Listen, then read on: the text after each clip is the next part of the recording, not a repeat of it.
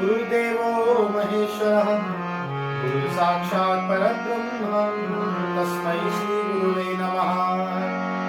गंगातरंग रमणीय जटाकलापं गौरी निरंतर विभूषितवान् नारायण प्रियमरण्यमदापहारं वाराणसी सुरपतिं भज विश्वनाथं ध्यायेदाजानबाहुं जगत्सरतं सम्पद्मपद्मासनस्थं पीतं वासो वसानं कमलदलस्फटिकनेत्रं प्रसन्नं वामाङ्कारूढ सीतामुखकमलमिल्लिलोचनं नीलदाभं नानालङ्कारदीप्तं ददतगुरुजटामण्डलं रामचन्द्रम्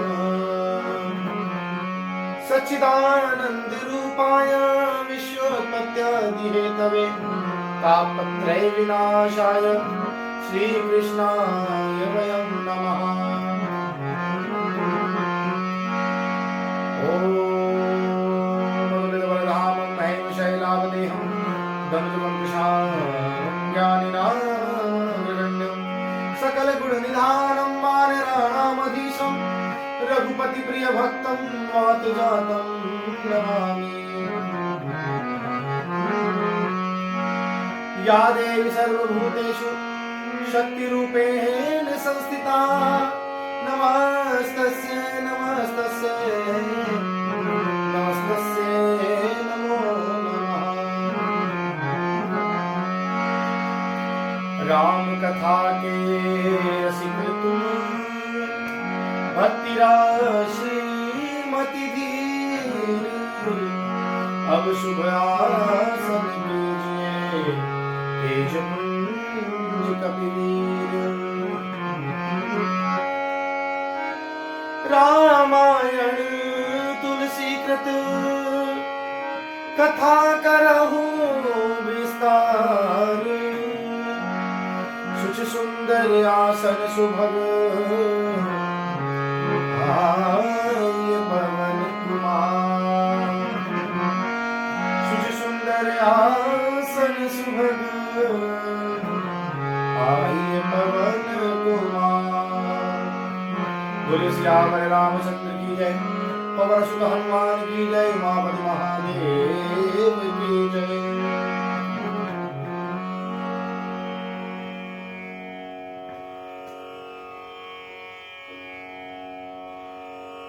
सभी प्रभु चरण अनुरागियों एवं राम चर्चा में अपने हृदय को अपने मन को समर्पित करने वाले एवं जो भी इस चैनल के माध्यम से अपने ग्रहों में इस ज्ञान गंगा का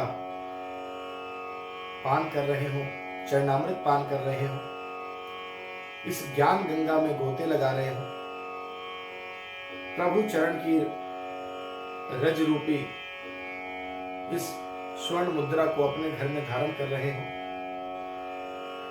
उन सभी मेरे अग्रज, मेरे वरिष्ठ, मेरे अनुज एवं माताएं बहनें सबको मेरा हृदय से जय श्री राम एवं हर हर महादेव। जिस प्रकार कल हम लोगों ने तुलसीदास जी का वर्णन सुना कि उन्होंने बताया कि मैं बुद्धि में निकृष्ट हूं, हीन हूं, मेरे शब्दों में कोई जादू नहीं है, मैं इतना बड़ा कोई कवि भी नहीं हूं, किंतु मेरे इस रामायण में एक चीज है, यही महा रघुपति नाम उदारा, राम नाम की महिमा है, मेरे इसकी इस रचना की कोई महिमा नहीं है। दोष देने वालों को भी जिस प्रकार तुलसीदास जी ने प्रणाम किया और बताया, सारद शेष महेश विधि आगम निगम पुराण नेति नेति कहीं जासु गुण करहि निरंतर गान। अर्थात सरस्वती जी, शेष जी, शिव जी, ब्रह्मा जी, शास्त्र वेद पुराण और भी जिस प्रकार से अपने अपने ज्ञान से जो लोग प्रभु राम का गायन करते हैं फिर भी उनका पार नहीं पा सकते, तो मुझ जैसा एक सीमित बुद्धि वाला व्यक्ति जो प्रभु का ही जिनके द्वारा दिया हुआ मुख हो, प्रभु द्वारा ही दिया हुआ मुख, प्रभु द्वारा ही दी हुई वाणी है, अपना जिसके पास कुछ है ही नहीं, तो मैं भला उनका गुणगान उस अथाह राम नाम को किस प्रकार वर्णन करूंगा।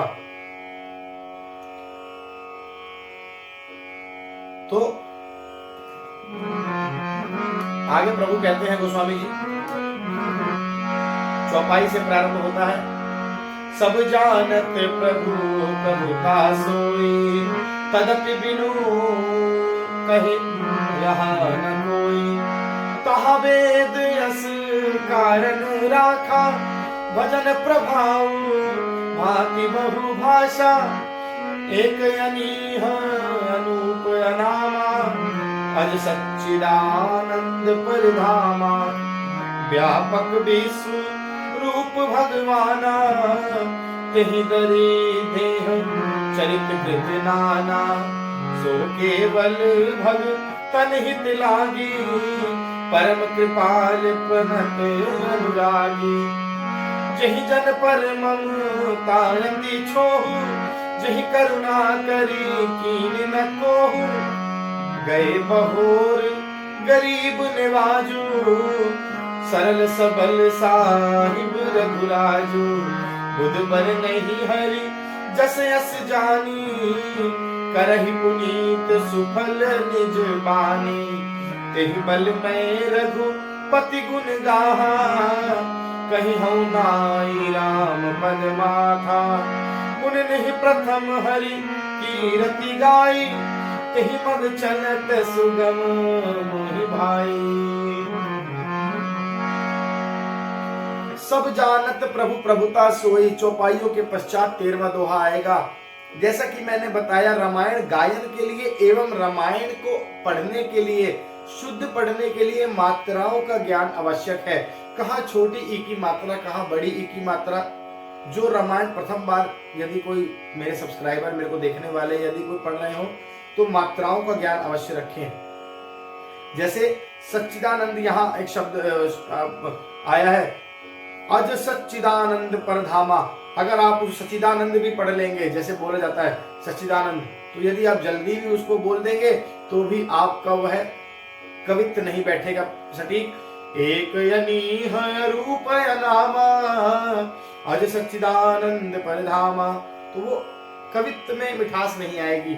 उसकी मात्रा को, उसके एक अक्षरशः उसको उचित पढ़ना चाहिए।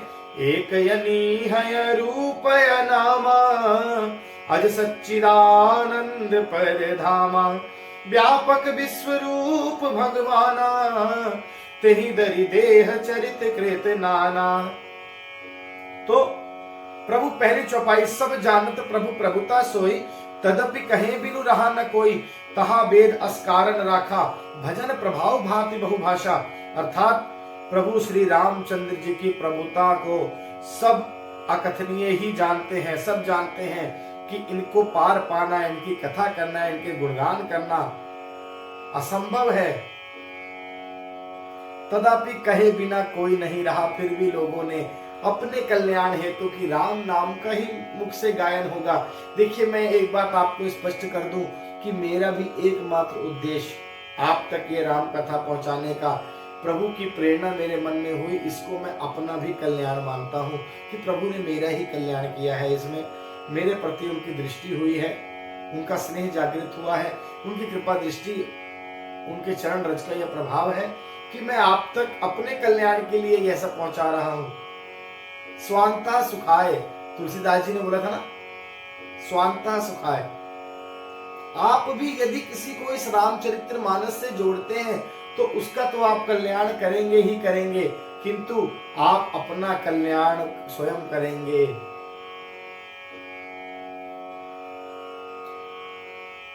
तदपि कहे बिनु रहा न कोई कथा कहे बिना रहा भी नहीं पाया। तहा वेद अस्कारण राखा, इसमें वेद ने एक कारण बताया। भजन प्रभाव भांति बहुभाषा, कि भजन का प्रभाव बहुत तरह से कहा गया है। भगवान की महिमा का पूरा वर्णन तो कोई नहीं कर सकता।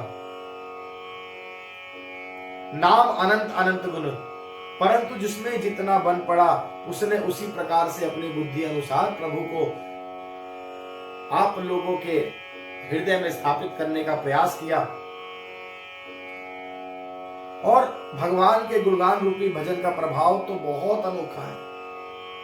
नाना प्रकार से शास्त्रों में उसका वर्णन भी है, किंतु थोड़ा सा भी भगवान का भजन मनुष्य को सहज ही भवसागर से तार देता है। देखिए, भगवान को प्रकट करने का, भगवान को पाने का, भगवान की कृपा प्राप्त करने का, उनके भजन, गायन, दान, दक्षिणा, संयम, नियम, व्रत, तप, हठ, योग, अनेकों अनेक प्रकार के, जिसकी बुद्धि ने जैसा मन में मार्ग दिखाया, प्रभु ने जिसको जैसा प्रेरित किया, उन्होंने प्रभु को पाया।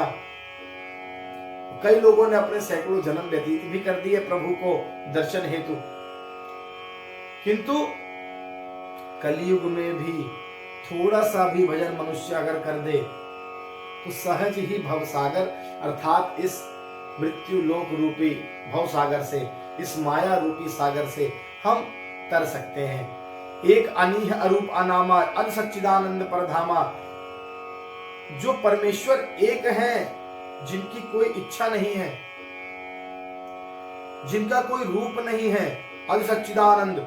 हम लोग श्रीमद् भागवत में प्रथम श्लोक पढ़ते हैं, सच्चिदानंद रूपाय विश्वोत्पत्त्यादि हेतवे तापत्रय विनाशाय श्री कृष्णाय वयम नमः। सच्चिदानंद रूपाय, जिनका सच्चिदानंद सत्य रूप। सत्य क्या है? हम और आप सत्य नहीं है।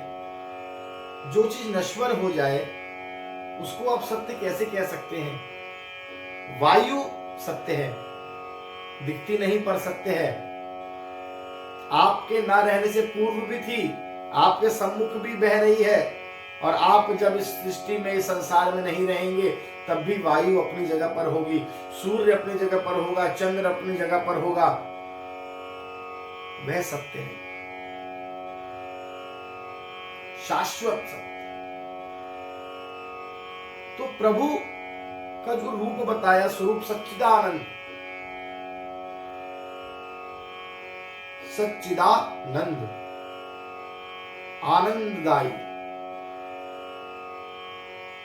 जिसका कोई रूप और नाम ही ना हो, जो अजन्मा हो, सच्चिदानंद और परम धाम हो, और जो सब में व्यापक एक विश्व रूप हो। व्यापक विश्व रूप भगवाना तही धरी देह चरित कृत नाना। वही प्रभु अलग अलग दिव्य शरीर धारण करके नाना प्रकार की आप लोगों के कल्याण हेतु लीला करते हैं। लीला धरते क्यों हैं प्रभु? कोई पूछता है प्रभु शरीर में जन्म क्यों लेते हैं? क्योंकि मैंने आपको पुनः बताया था कि ज्ञानी तो सच्चिदानंद स्वरूप को, उस अजन्मा सच्चिदानंद परम धाम स्वरूप को तो जानता है, मानता है, और ज्ञानी जो होगा, प्रभु का वो रूप जो जन्म लेंगे वह अपने भक्तों के लिए लेते हैं, अपने भक्तों के लिए। कित मुरली कित चंद्रिका कित गोपियन के साथ अपने भक्त, अपने जन के कारण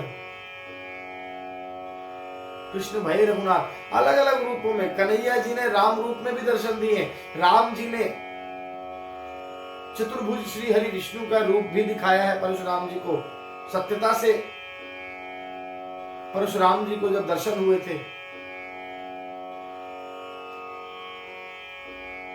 तो समय समय पर प्रभु ने अपना सच्चिदानंद स्वरूप भी दिखाया और समय समय पर अपना रूप में लीलाएं भी की, ताकि भक्त को जो जिसका मार्ग चाहे उनका अनुसरण कर सकता है। मेरे पास पहुंचने वाले मार्ग अनेक हैं, तू चलना तो सीख, किस मार्ग से आना है तू तय तो कर।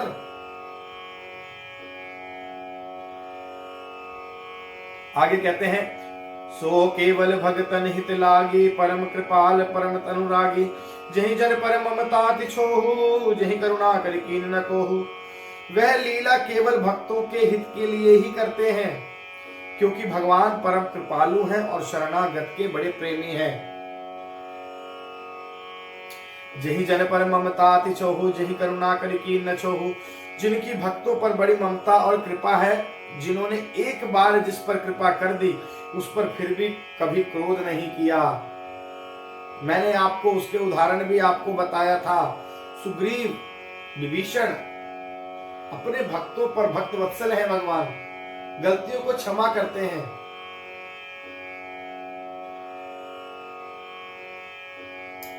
गई बहोर गरीब निवाजु, सरल सबल साहिब रघुराजु। बुध बर नहीं हरि जस अस जानी, करहि पुनीत सफल निज बानी। वे प्रभु श्री रघुनाथ जी गई हुई वस्तु को फिर प्राप्त कराने वाले दीन बंधु हैं, सरल स्वभाव वाले हैं, सरल सबल साहिब रघुराजु, सर्वशक्तिमान और सबके साहिब अर्थात स्वामी। तो सबके स्वामी वही हैं। बुध बर नहीं हरि जस अस जानी, यही समझकर बुद्धिमान लोग उन श्री हरि के यश का वर्णन करके, लक्ष्मीपति का वर्णन करके, भक्त वत्सल भगवान का वर्णन करके पवित्र और उत्तम फल देने वाली बनाते हैं। इस भगवत कथा को बुद्धिमान लोग प्रभु के यश का जो वर्णन करते हैं वो क्यों करते हैं? अपने कल्याण के लिए, अपनी वाणी को पवित्र बनाने के लिए। आप लोगों को कल्याण सुनने वाले का, श्रोताओं का तो होता ही है, किंतु जो वक्ता होता है वह अपना भी कल्याण उसमें निहित समझे। वो यह सोच के वक्तव्य करे कि मेरा भी इसमें कल्याण है, तो मैं यह अपना कल्याण भी जानकर अपनी वाणी को भी पवित्र करने हेतु उत्तम फल और दुर्लभ भगवत प्रेम देने वाली जो यह प्रभु की कथा है, प्रभु का यश है, हम अपनी वाणी को उस प्रकार बनाएं। तेहि बल मैं रघुपति गुण गाथा, कहिहूं नाई राम पद माथा। मुनिन प्रथम हरि कीरति गाई, तेहि मग चरत सुगम मोहि भाई। गोस्वामी जी कहते हैं कि उसी बल से महिमा का यथार्थ वर्णन नहीं, परंतु महान फल देने वाला भजन समझकर, उन्हीं के नाम का बल पाकर,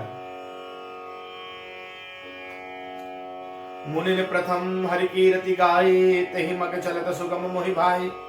तो मैं रामचंद्र जी के चरणों में सिर निभाकर, उन्हीं का बल पाकर, उनके नाम का यश का बल पाकर गुणों की कथा कहूंगा उन्हीं के। एवं इसी विचार से श्री भगवान वाल्मीकि, व्यास आदि मुनियों ने पहले हरि भगवान श्री हरि की कीर्ति गाई है। भाई उसी मार्ग पर चलना मेरे लिए सुगम होगा।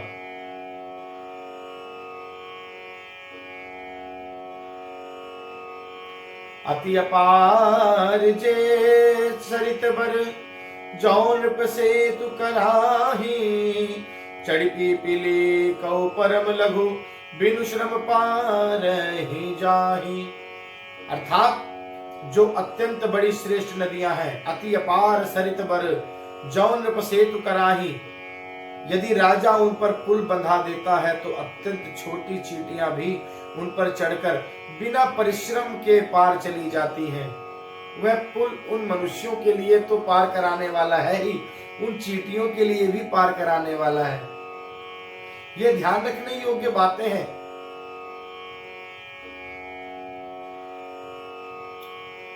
तो अपने आप को उन्होंने वो चींटी बताया, और वाल्मीकि भगवान, व्यास आदि ऋषि मुनियों को वह राजा बताया जिन्होंने इस अपार समुद्र पर सेतु बनाया है। उस सेतु पर मैं भी चल के चला जाऊंगा, उसी मार्ग को पकड़ूंगा। तो अति अपार जे सरित बर, जौन सेतु कराही। चढ़ी पिपीली कौ परम लघु, बिनु श्रम पार नहीं जाही। इसलिए ऐसा कहा। आगे कहते हैं प्रथम चौपाई, यही प्रकार बल रुम नहीं दिखाई, करिहौ रघुपति कथा सोहाई। व्यास आदि कवि पुंगव नाना, जिन सादर हरि सुजस बखाना। चरण कमल बंदौ तिनके रे, पूर्वहु सकल मनोरथ मेरे। कलि के कबिन करो परिणामा, जिन बरने रघुपति गुण गावा।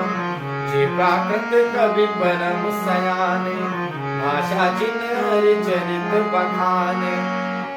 ओहु प्रसन्न देहु बरदानु, साधु समाज भनित सन्मानु। जो प्रबंध बुध नहीं आदरहि, जो श्रम बानी बाल कवि करहि। कीरति भनिति भूति भली सोई, सुर सर सम सब काहित होई। राम सुकीरति भनित भदेसा, असमंजस रस मोहि अंदेसा। तो गुणगान करते हुए कहते हैं, यही प्रकार बल मन ही दिखाई, करिहूं रघुपति कथा सुहाई। व्यास आदि कवि पुंगव नाना, जिन सादर हरि सुजस बखाना। जिस प्रकार इसी प्रकार मन को बल दिखाकर मैं श्री रघुनाथ जी की सुहावनी कथा की रचना करूंगा। व्यास आदि जो अनेक श्रेष्ठ कवि हुए हैं उनको प्रणाम करते हुए, जिन्होंने बड़े आदर से श्री हरि का सुयश वर्णन किया है। चरण कमल बंदों तिनके रे, पूर्वहु सकल मनोरथ मेरे।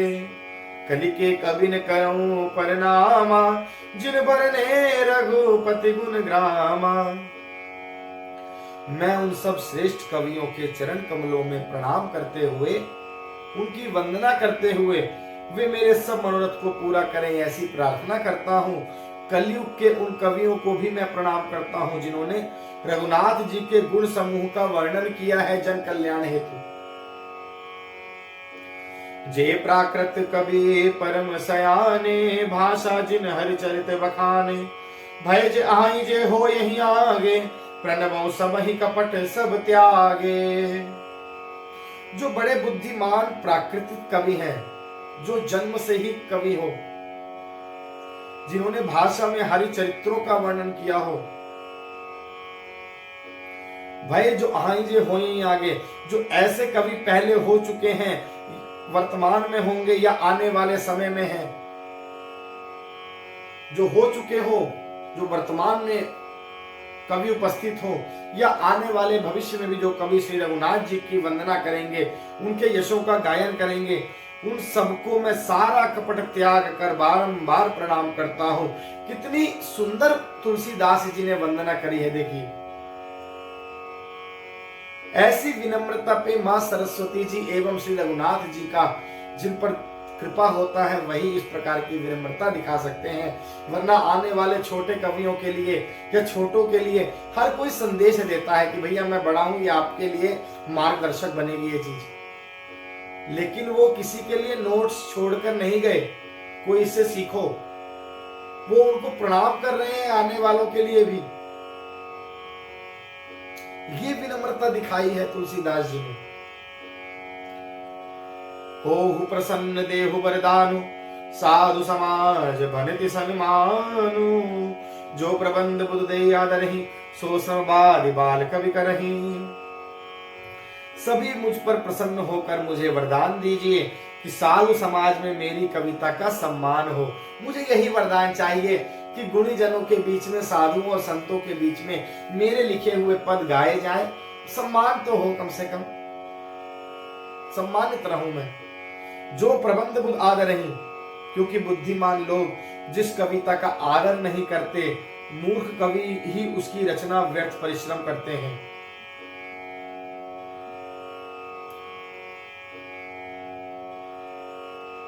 तो मेरी इस रचना का सम्मान हो। कीरति भनिति भूति भली सोई, सुर सरिसम सब काहित होई। राम सुकीरति भनित भदेसा, असमंजस अस मोहि अंदेसा। तो कीरति कविता और संपत्ति वही उत्तम है जो गंगा जी की तरह सबका हित करने वाली हो। तो कीर्ति हो, कविता हो या संपत्ति हो, सर्वजन सुखाय सर्वजन हिताय, आपके सबके प्रति कल्याणकारी भावना के प्रति आपके पास होनी चाहिए। कीर्ति, कविता और संपत्ति वही श्रेष्ठ, वही उत्तम है जो गंगा जी की तरह निश्चल, निर्मल एवं जन जन का कल्याण करने वाली हो। श्री रामचंद्र जी की कीर्ति तो बड़ी सुंदर, सबका कल्याण करने वाली है ही, परंतु मेरी कविता भद्दी है। उन्होंने अपनी कविता को भद्दी बताया, इस रचना को उन्होंने भद्दी बताया। ये असमंजस्य है कि आप राम जी की कीर्ति को तो अच्छा कहेंगे और मेरी कविता को भद्दी कहेंगे, तो ये असमंजस होगा। मुझे आश्चर्य होगा, फिर भी मुझे इसकी कोई चिंता नहीं। यदि आप राम के नाम से प्रेम करते हैं तो मेरी इस रचना को भी अवश्य प्रेम करेंगे, मेरी इस रचना का अवश्य सम्मान करेंगे। राम का सम्मान होगा तो मेरे इस राम नाम से युक्त, जिसका आधार ही राम नाम है केवल, तो उसका सम्मान कैसे नहीं होगा। मुझे अगर नहीं भी होगा फिर भी कोई चिंता नहीं। चतुर्दश दोहा। सरल कवित कीरत विमल, सोई आदर ही सुजान, सहज बयर बिसराय रिपु, जो सुनि करहि बखान। चतुर पुरुष उसी कविता का आदर करते हैं जो सरल हो, जो निर्मल हो, जिसमें निर्मल चरित्र का वर्णन हो, जिसे शत्रु भी स्वाभाविक सुनकर बैर को भूलकर सराहना करे, उसी प्रकार की रचना का चतुर पुरुष जो है आदर करते हैं। चतुर्दश दोहा ही है 14वां। जो न होई बिनु विमल मति, मोहिमति बल अति थोर, करहु कृपा हरि जस राहु, पुनि पुनि करहु निहोर। ऐसी कविता बिना निर्मल बुद्धि के होती ही नहीं है। जब आप सबका कल्याण करने की भावना, सबका आदर करने की भावना, निर्मल चरित्र का यदि आप वर्णन कर रहे हो तो आपकी बुद्धि भी निर्मल होनी चाहिए। किसी अच्छे व्यक्तित्व का वर्णन करने के लिए आपकी सोच उस प्रकार की जब होगी, तब आपके मन एवं हृदय में उसका विचार आएगा कि मैं उसके बारे में कुछ लिखूं, उसके बारे में कुछ लेखन लिखूं, कविता लिखूं, पाठन लिखूं। तो सर्वप्रथम अपनी बुद्धि निर्मल एवं हृदय स्वच्छ होना चाहिए। और मेरे बुद्धि का बल बहुत ही थोड़ा है, मोहि मति बल अति थोड़, करहु कृपा हरि जस कहाहू, पुनि पुनि करहु निहोर। इसलिए बार बार मैं निहोरा करता हूँ, बार बार प्रार्थना करता हूँ कि कवियों आप ही मुझ पर कृपा करें, जिससे मैं हरि यश का वर्णन कर सकूं। बस आप इतनी कृपा कर दीजिए। मेरे बुद्धि में आप जितनी क्षमता नहीं, मेरी बुद्धि इतनी बड़ी तो नहीं, बस आपकी कृपा के सहारे ही मैं हरि यश का वर्णन कर पाऊंगा। चतुर्थ दोहा 14वें दोहे में जो तृतीय खंड है उसका। कवि कोविद रघुबर चरित, मानस मंजू मराल, बाल विनय सुन सुरुचि लखी, मोह पर हो कृपा। हे कवि और पंडित गण, आप जो रामचरित्र रूपी मानस सरोवर के परमहंस हैं, मुझ बाल कवि की विनती सुनकर, सुंदर रुचि देखकर मुझ पर कृपा करें। मुझ बालक, अपने आप को बालक बता दिया, मैं बालक हूं आपके सामने, कुछ गलतियां हो तो त्रुटि भी क्षमा हो जाए। बालक इसलिए बोला गया कि यदि मेरे से कोई गलती हो तो कुछ उसकी क्षमा करते हुए, दोषों को ना गिनते हुए, मेरे जो अच्छाई है उसकी सराहना करते हुए मुझे थोड़ा और प्रशंसा कीजिएगा। विनती सुनकर, सुंदर सूची देखकर मुझ पर कृपा करिएगा, कृपा दृष्टि बनाए रखिएगा। अब जैसा कि मैंने बताया कि सोपान है, वो भी चतुर्दश दोहे के अंदर आता है। सोपान कैसे गाया जाता है? बंदौ मुनि पद कंज, रामायण जेहि निर्मय, सखर सुकोमल मंज, दोष रहित दूषण सहित। मैं उन वाल्मीकि भगवान मुनि के चरणों कमलों की मैं वंदना करता हूँ, जिन्होंने रामचरित्र मानस की रचना की है। बंदौ मुनि पद कंज, रामायण जहि निर्मय, सखर सुकोमल मंज, दोष रहित दूषण सहित। और खर राक्षस सहित होने पर भी कठोर से विपरीत बड़ी कोमल और सुंदर है, तथा जो दूषण अर्थात राक्षस है सहित होने पर भी दूषण अर्थात दोष से रहित। देखिए, मैं उन वाल्मीकि भगवान के चरणों की वंदना करता हूं जिन्होंने रामायण की रचना की है, जो राक्षस होने पर भी कठोर से विपरीत, खर का मतलब कोमल भी होता है, और दूषण राक्षस होने पर भी दूषण अर्थात दोषों से रहित होता है। बंदौ चारों वेद भव बारिद बोहित सरिसु जिनहि न सपने हु खेद वर्णत रघुबर बिसद जसु। तत्पश्चात भगवान वाल्मीकि के चरणों में वंदना किया और तत्पश्चात उन्होंने चारों वेदों की वंदना करी। मैं चारों वेदों की वंदना करता हूं जो संसार समुद्र के पार होने के लिए एक जहाज के समान है, तथा जिन्होंने रघुनाथ जी का निर्मल यश वर्णन करते स्वप्न में भी थकावट नहीं होता, उन चारों वेदों की मैं वंदना करता हूं। तत्पश्चात भगवान वाल्मीकि का वंदन किया, वेदों की वंदना किया। बंदौ विधु पद रेणु भव सागर जही कीन जहां संत सुधा सदिसेनु। देखिए, बंदौ विधु पद रेणु भव सागर जही कीन जहां संत सुधा ससिधेनु प्रगटे खल विष बारुनी। संत सुधा ससिधेनु प्रगटे खल विष बारुनी। मैं ब्रह्मा जी के चरण की वंदना करता हूँ। बंदौ विधि पद रेणु भव सागर जही कीन जहां, जिन्होंने भव सागर को बनाया है। संत सुधा ससिधेनु, जहां से एक और संत रूपी अमृत चंद्रमा और कामधेनु निकले हैं, दूसरी ओर से प्रगटे खल विष बारुनी, दुष्ट मनुष्य रूपी विष और मदिरा भी उत्पन्न हुए हैं।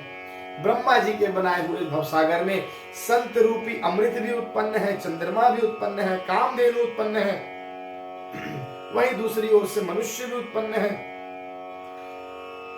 मांस मदिरा उत्पन्न है।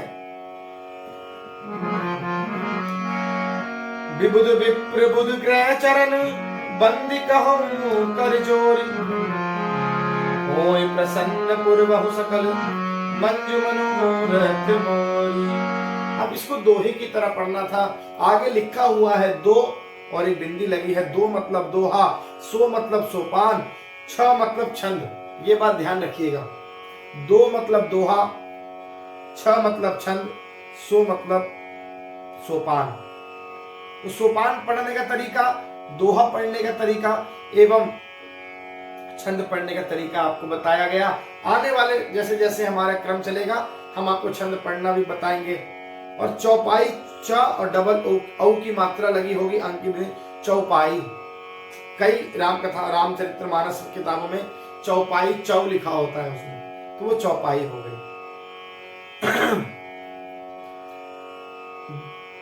विबुध विप्र बुध ग्रह चरण अर्थात देवता, ब्राह्मण और पंडित और ग्रह, इन सबके चरणों की मैं वंदना करता हूं। हाथ जोड़कर बंदौ कहूं कर जोरी, हाथ जोड़कर मैं वंदना करता हूं। होय प्रसन्न पूर्वहु सकल मंजु मनोरथ मोरी, हाथ जोड़कर कहता हूं कि आप प्रसन्न होकर मेरे सुंदर मनोरथों को पूरा करें, मुझ पर कृपा दृष्टि बनाए रखें। तो यह 14वां दोहा एवं सोपान आज संपन्न हुआ। कल हम लोग 15वें दोहे के लिए चौपाई से प्रारंभ करेंगे। आज के लिए इतना ही। एक सूचना और देना चाहूंगा कि 26 तारीख को, 26 जनवरी को हम लोग मानस तीर्थ गौरी शंकर मंदिर, जहां यह रामायण में आप जहां से बैठ के आप तक पहुंचा रहा हूं, उसी मंदिर में 16 वर्षों से निरंतर बिना रुके अखंड रामचरितमानस का पाठ हो रहा है। कोरोना की वजह से हम लोग इस वर्ष हम कुछ ज्यादा बड़ा आयोजन नहीं कर पाए, किंतु 16वें वर्ष का प्रारंभ हो रहा है 26 तारीख से। तो वार्षिकोत्सव हम रखेंगे सूक्ष्म रूप से। जो लोग यहाँ पहुंच पाएंगे सादर स्वागत है, जो लोग ना भी पहुंच पाए तो उन तक हम बाबा के प्रसाद स्वरूप सुंदरकांड का संगीतमय पाठ मेरे चैनल से लाइव आप सब लोग देख सकते हैं। याद रखिए 26 जनवरी शाम 6 बजे से लाइव मेरे इस चैनल से आप सब लोग सुंदरकांड देख सकते हैं। सुन सकते हैं और बाबा की कृपा का प्रसाद प्राप्त कर सकते हैं। इस रामचरित्र मानस जो 16 वर्षों से यहाँ अखंड चल रही है गौरी शंकर मंदिर हजीरपुर जय कॉलोनी अशोक विहार में, तो 16 वर्ष का प्रारंभ होने वाला है, 15वां वर्ष संपूर्ण हो गया। आप सभी का स्वागत है। इस रामायण के मुख्य यजमान, संचालक, सब कुछ श्री बालाजी महाराज हनुमान जी हैं। यहाँ पे 18 से 12, 10 जितने भी संख्या हो, सभी ब्राह्मण यहाँ कभी रहते हैं, कभी ज्यादा कभी कम समय अनुसार, किंतु सभी लोग अपने बराबर अपनी अपनी ड्यूटी फिक्स करके रामायण का पाठ चला रहे हैं। 1 मिनट भी, 1 क्षण भी बिना रुके रामायण पिछले गत 15-16 वर्षों से चल रही है। 16वें वर्ष में हम लोग प्रवेश करने जा रहे हैं और इस बात की बाबा को बारंबार धन्यवाद करते हुए, उनके चरणों में मस्तक नवाते हुए, संगीतमय सुंदर कांड पाठ मेरे इस चैनल से आप लोग लाइव देख सकते हैं। आप सबका हार्दिक स्वागत है। आप सबको बहुत बहुत शुभकामनाएं। और कल हम लोग 15वें दोहे के लिए चौपाई प्रारंभ करेंगे। जय श्री राम, जय हनुमान, हर हर महादेव।